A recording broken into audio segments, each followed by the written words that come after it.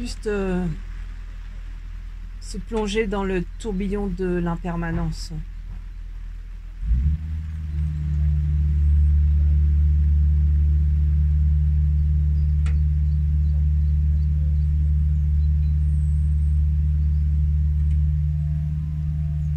Prendre conscience de la transformation du monde à chaque instant.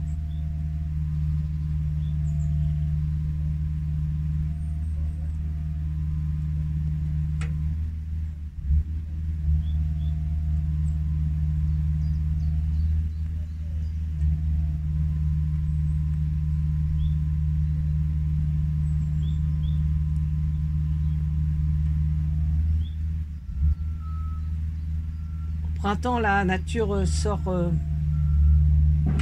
de sa pseudo-immobilité de l'hiver. Elle se transforme en quelques jours.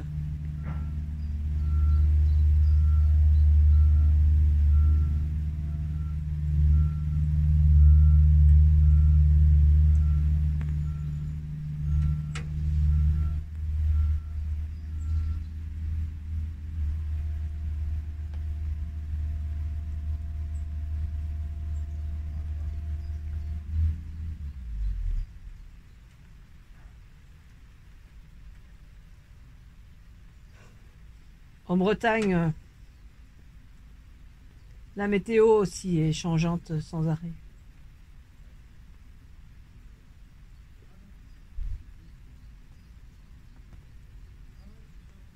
La mer.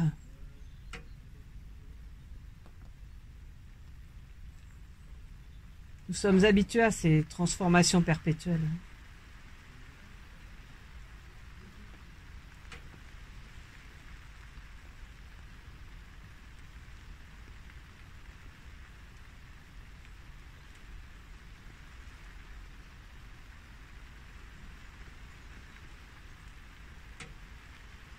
Partir en mer sous prétexte qu'il fait beau sans s'informer de la météo,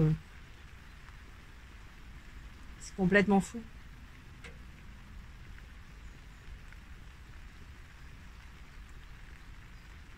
On sait bien que c'est impermanent.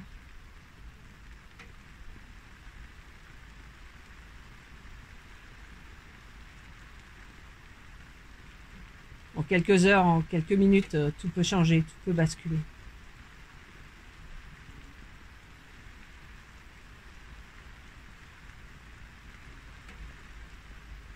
On est habitué aux marées. Le paysage de la plage se transforme sans cesse. Aujourd'hui, c'est l'alignement, ce sont les grandes marées. C'est la tempête. Tout est en mouvement, tout est en transformation.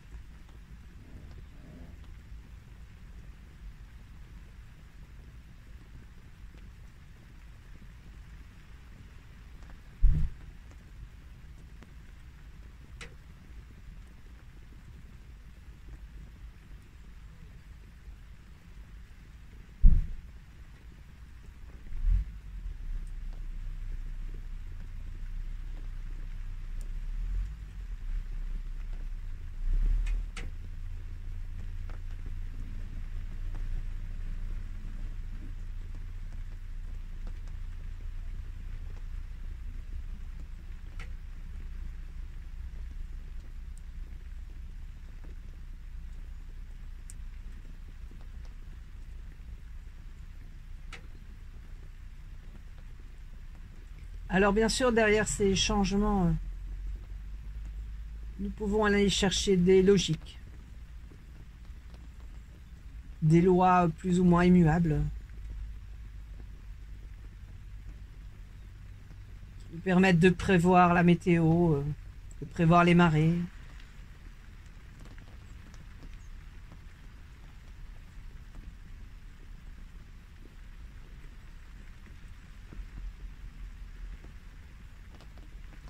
Nous allons chercher des vérités.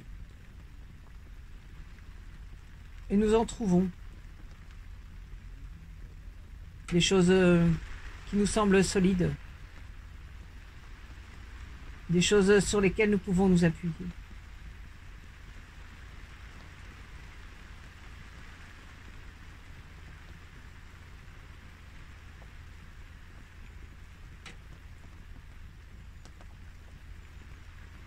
En réalité, ces choses n'ont rien d'immuable. Elles changent également.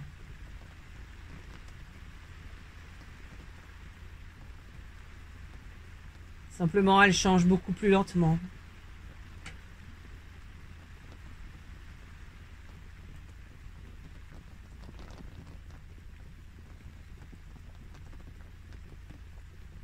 Elles changent à une échelle qui dépasse complètement notre existence humaine.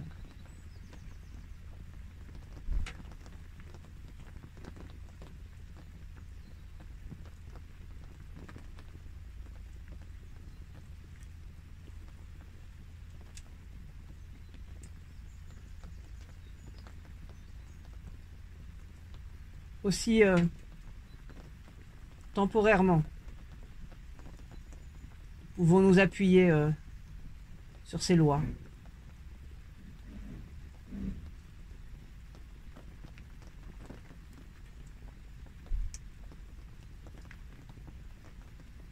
Elles sont valables ici, maintenant.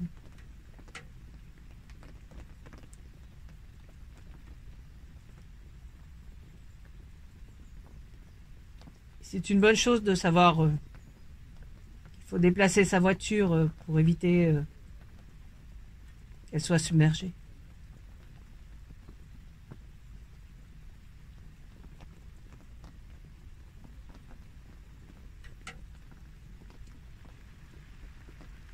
Et en même temps, c'est une vérité toute relative.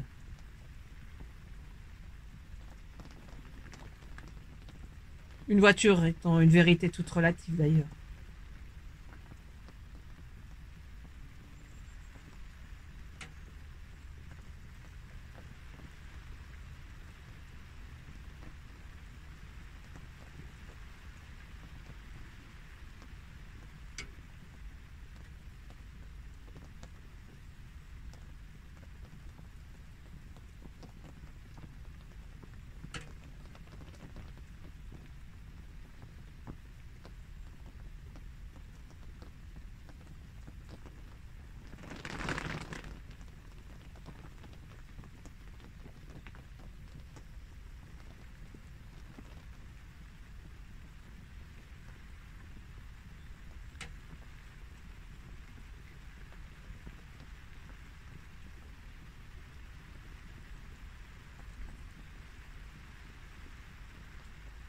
Nous autres êtres humains,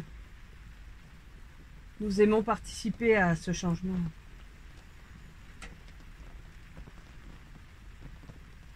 À cette impermanence. Nous appelons cela l'histoire. Nous modifions sans arrêt notre environnement.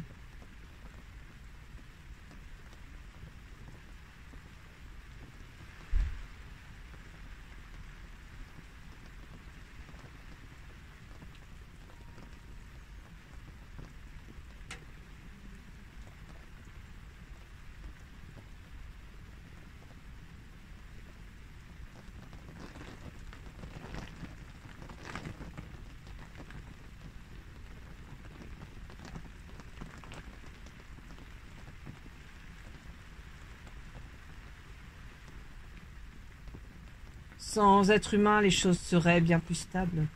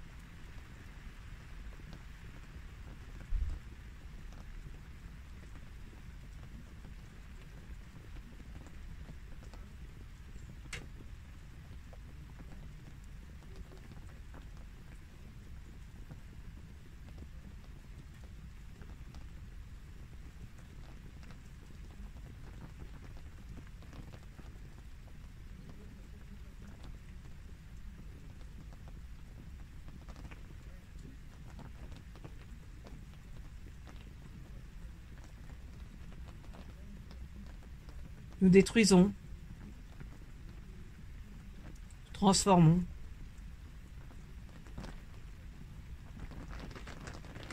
Nous construisons.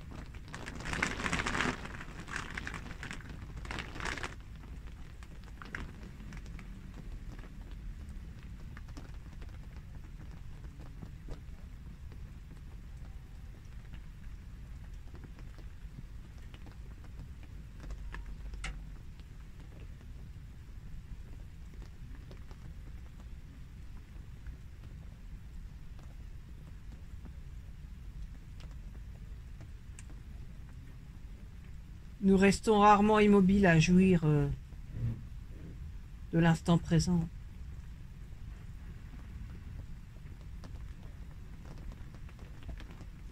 Même lorsque nous immobilisons nos corps, nos pensées continuent à détruire, transformer, construire.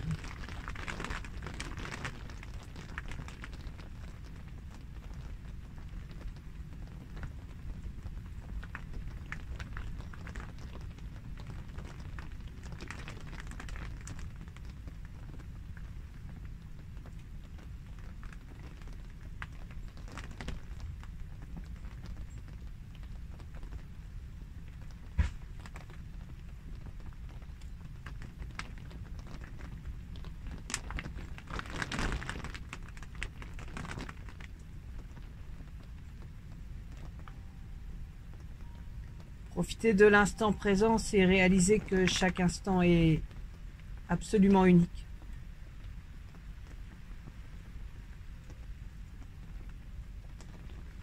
En raison de l'impermanence, en raison de tous ces changements.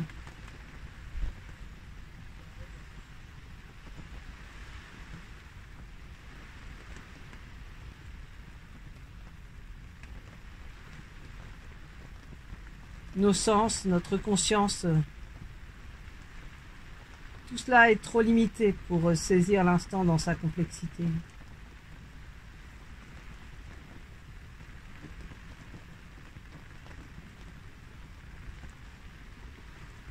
Il nous semble absolument identique à l'instant précédent.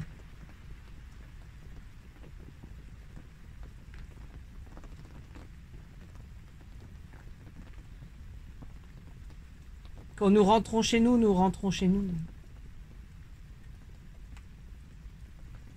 Nous refusons de voir que depuis que nous sommes partis, le matin peut-être, ou même une heure avant, les choses ont changé.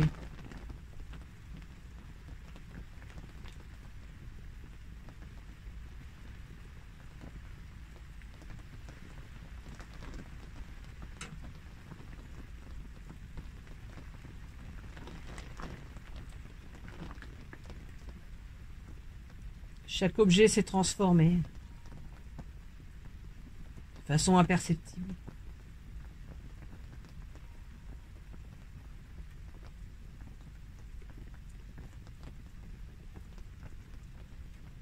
Peut-être la seule chose que nous pouvons voir assez simplement dans ce passage du temps, c'est la poussière.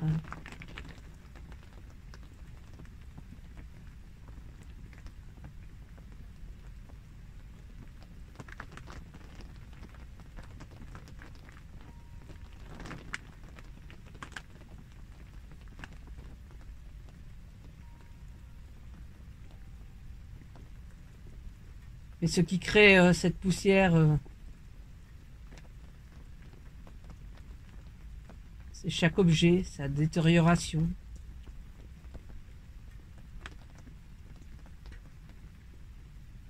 À chaque instant.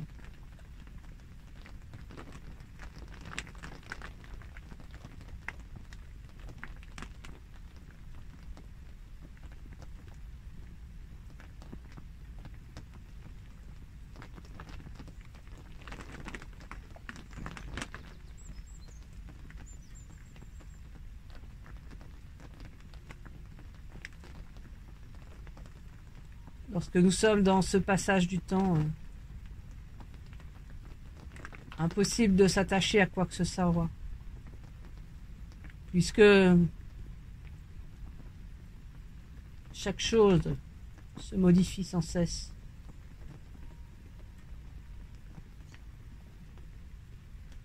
S'attacher, c'est rester dans le passé, figé.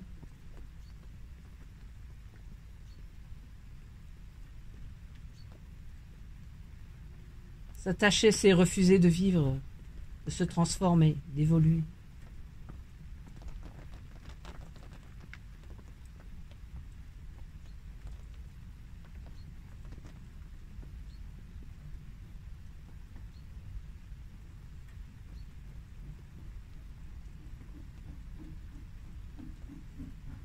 Et nous sommes des êtres humains.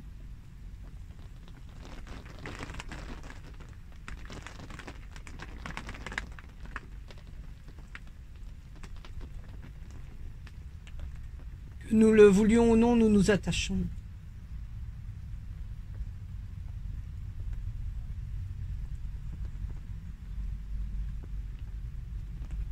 À notre langue, à notre culture, à notre nourriture, à nos objets, notre famille, à notre mode de vie, à notre identité d'humain.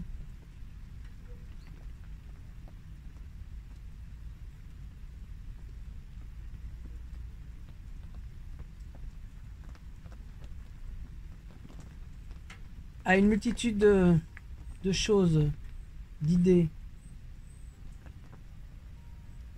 de symboles.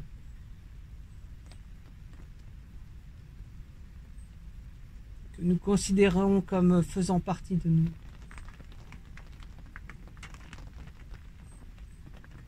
Nous nous attachons à notre corps qui lui-même se transforme sans cesse.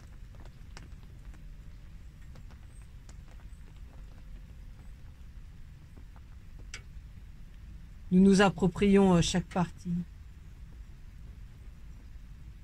Ma main, mon pied, mon ventre, ma tête, mes yeux, mes oreilles, ma langue, mon cœur.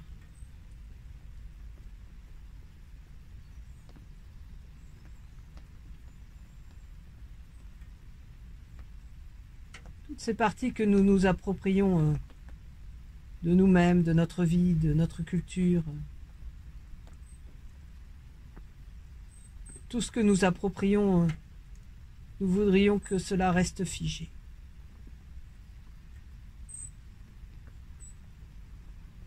Comme un trésor que l'on pourrait conserver à jamais. Notre vie. Comme si cette vie nous appartenait.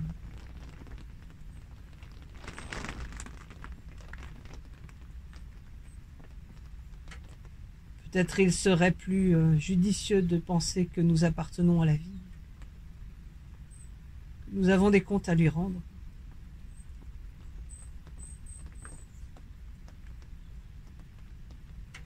Que nous sommes objets de la vie.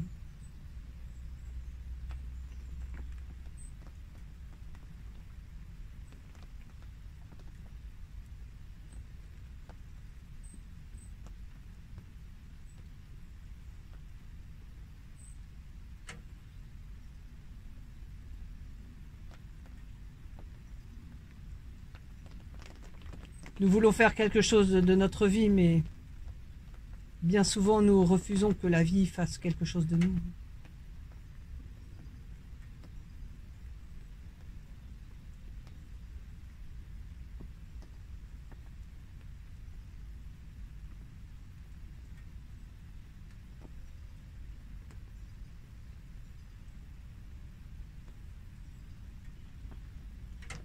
Pourtant, elle vient nous transformer. À chaque instant, elle aussi. Elle se transforme, elle nous transforme.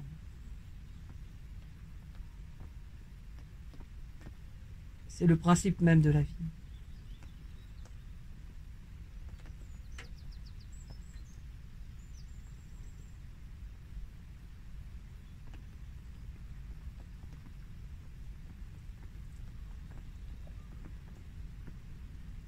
Parfois nous sommes même attachés à ce principe.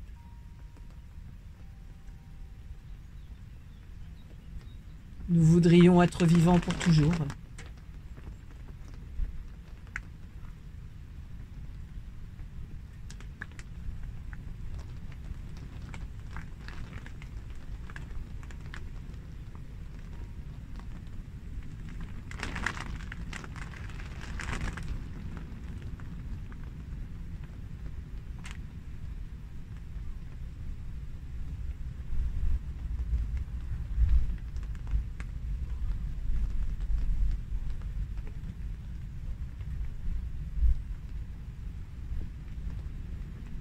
Revenir au tourbillon de l'impermanence des choses.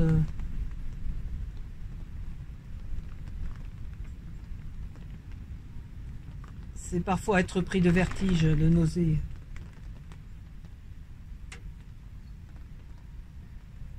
Rien de solide. Rien sur quoi s'appuyer.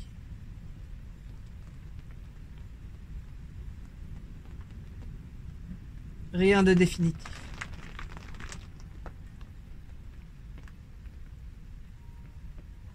Sauf peut-être effectivement cette conviction que nous allons mourir un jour.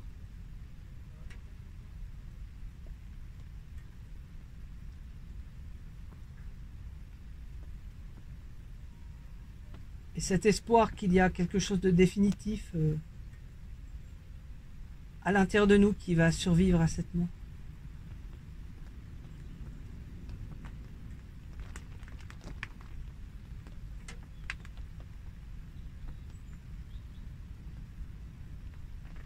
Cela ne fait aucun doute. Nos atomes vont survivre à notre mort. Ils vont se transformer, être réintégrés. Peut-être à la vie sous une autre forme, dans une autre existence. Peut-être juste rester là aussi longtemps que nécessaire, inerte, avant de redevenir vivant.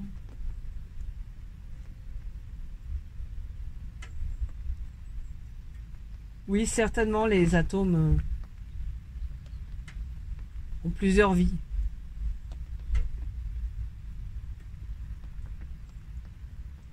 Ils sont animés par la vie, cette vie disparaît et puis à un autre moment, ils sont à nouveau réanimés dans une autre vie. Ils se réincarnent, si l'on préfère.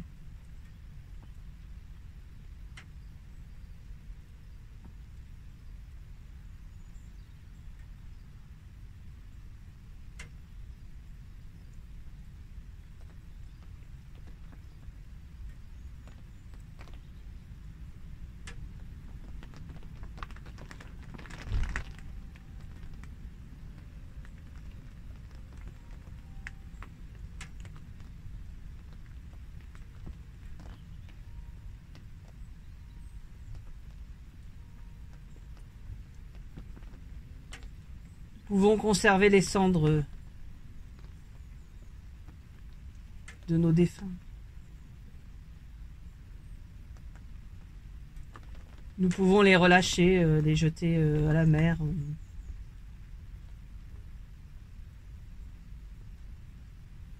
Dans un endroit quelconque, pour qu'ils se réintègrent au cycle de la nature, de la vie.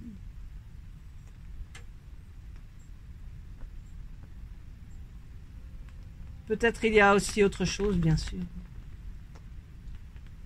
Quelque chose qui nous dépasse complètement. Une âme.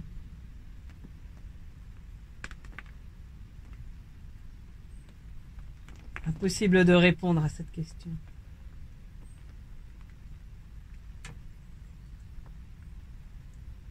Mais il est bien certain que la vie ne disparaîtra pas avec nous.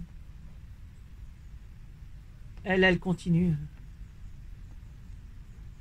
D'autres formes. Elle se nourrit de notre mort. Elle se transforme à partir de notre mort pour se renouveler sans cesse.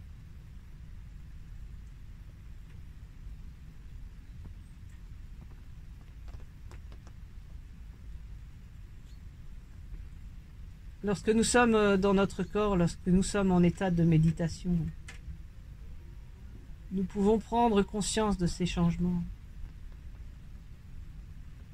de cette vitalité dans notre corps. Tout ce qui se transforme, tout ce qui se modifie sans arrêt. Chaque cellule, chaque atome de notre corps.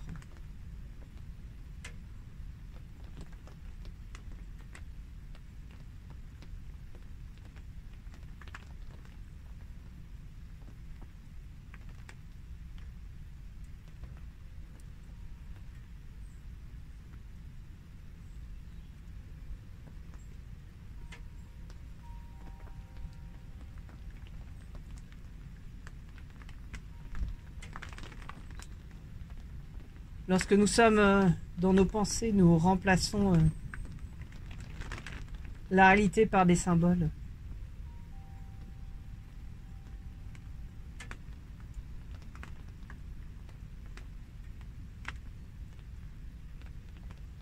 Nous cessons de regarder la réalité, de percevoir la réalité telle qu'elle est.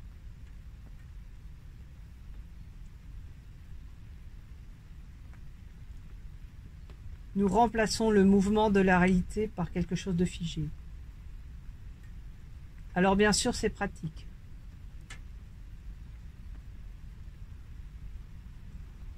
C'est même nécessaire en tant qu'être humain.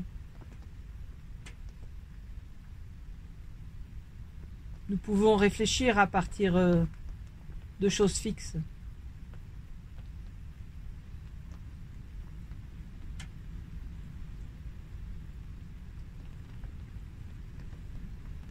Nous pouvons manipuler des choses fixes. Dans notre mental. À partir de cela, ces choses fixes, nous pouvons envisager plusieurs scénarios possibles. Nous pouvons prendre des décisions, choisir, trancher entre ces scénarios.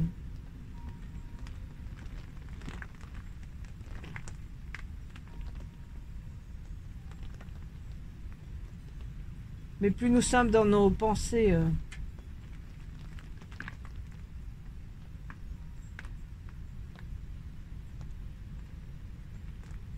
plus nous sommes dans cette rigidité,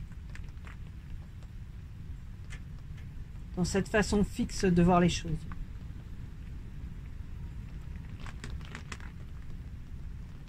Plus nous nous coupons de la réalité.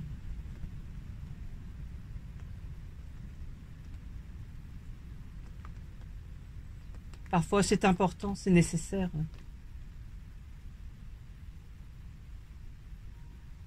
Il n'y a aucun mal là-dedans. Simplement de réaliser que la pensée et la réalité fonctionnent différemment.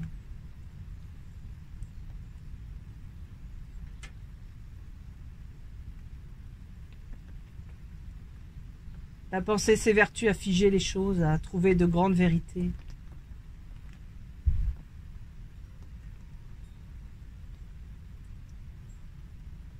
Des choses solides, immuables, sur lesquelles on peut bâtir toute notre vie, toute une civilisation.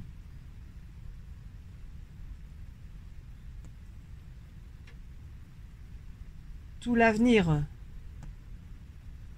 de notre espèce humaine.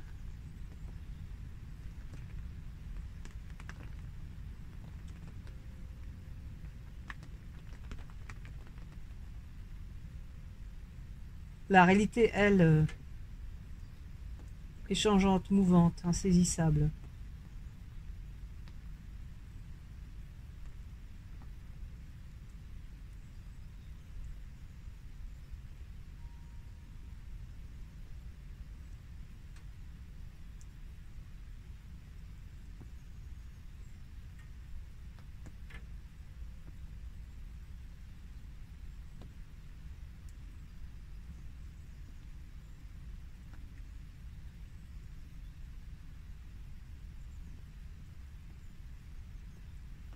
Alors bien sûr, nous trouvons des ponts.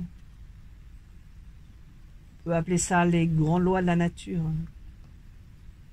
des vérités scientifiques.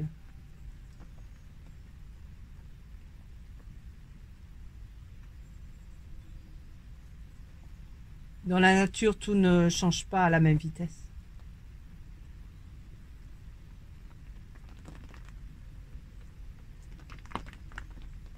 Il y a des changements qui dépassent complètement notre échelle. Du coup, ces grandes vérités nous semblent éternelles. Elles existent bien avant l'humanité.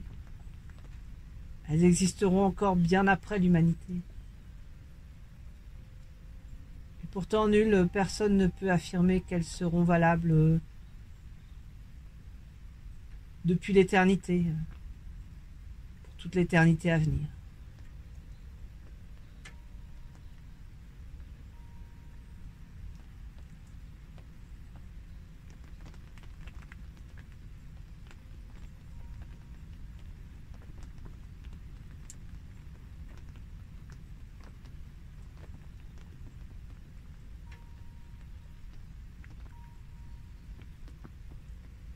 Nous nous trouvons donc dans deux façons d'être au monde.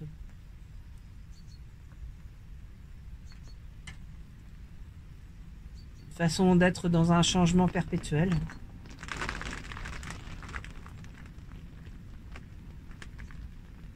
Une façon d'être où nous figeons les choses.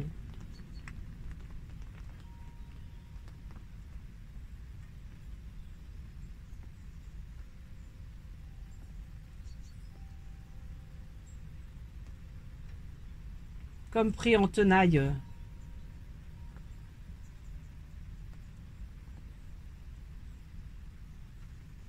dans deux rapports au monde.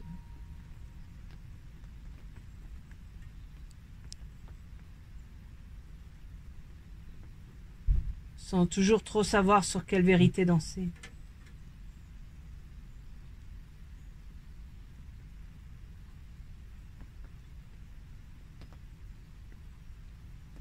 Parfois, ces vérités sont complètement contradictoires, opposées.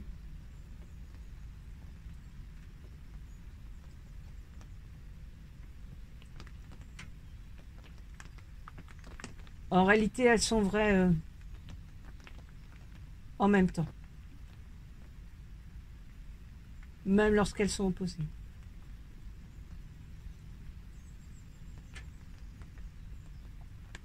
Tout dépend de quel côté on regarde. Tout dépend de notre façon de percevoir le monde. Dans notre tête, dans notre corps.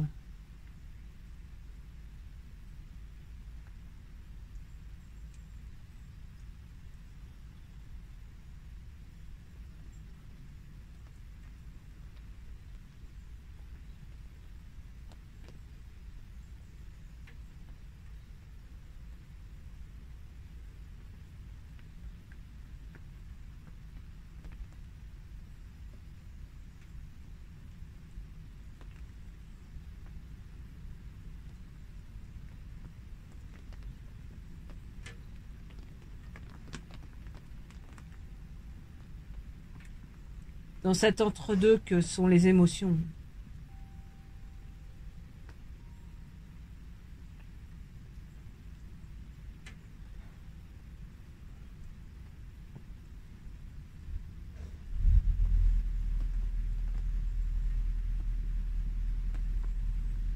Parfois, nous pouvons avoir l'esprit large.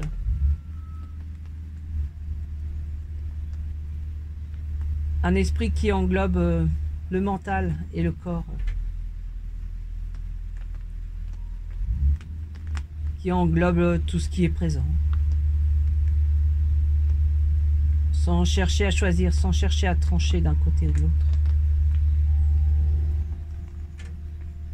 Juste tous les aspects de la réalité à la fois. Toutes les vérités en même temps. s'agit juste de pouvoir les utiliser ou de se laisser utiliser par elles.